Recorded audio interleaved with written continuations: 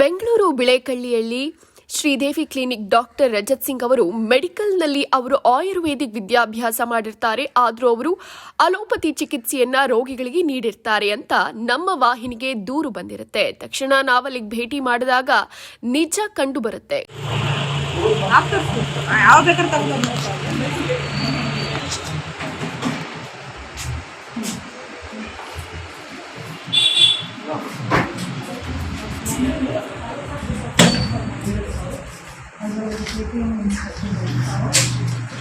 Can I have a JPM certificate of your clinic?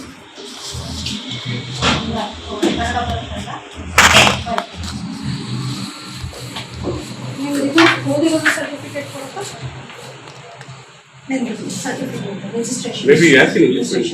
No English. No English.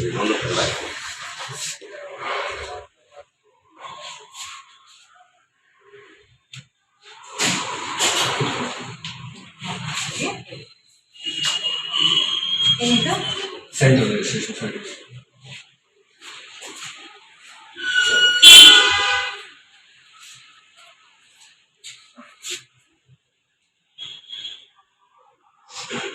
What you studied? BMS. What you practicing? Where have you studied? Gadakalli. Really register ಆಗಿರೋದು? Central.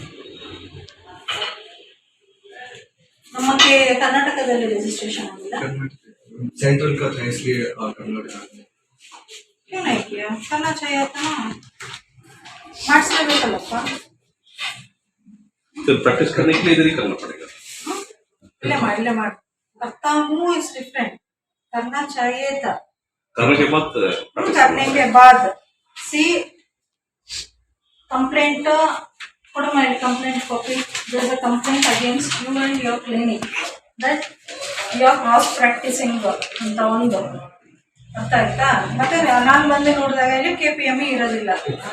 ಏನು okay ಎಲ್ಲ ಇಲ್ಲ.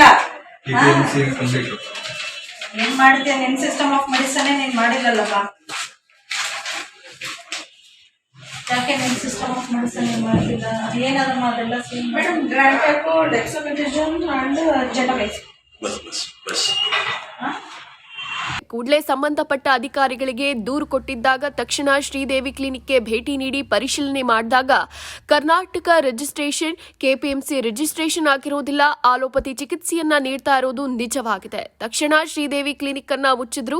ಮುಂದಿನ ಕಾನೂನು ಪ್ರಕಾರ ಕ್ರಮವನ್ನ ಜರುಗಿಸುವ ಭರವಸೆ ನಮ್ಮ ವಾಹಿನಿಗೆ ಕೊಟ್ಟಿರ್ತಾರೆ. ಇದು ನಮ್ಮ ವಾಹಿನಿಯ ಬಿಗ್ ಇಂಪ್ಯಾಕ್ಟ್. ವರದಿ ಗುಲಶನ್.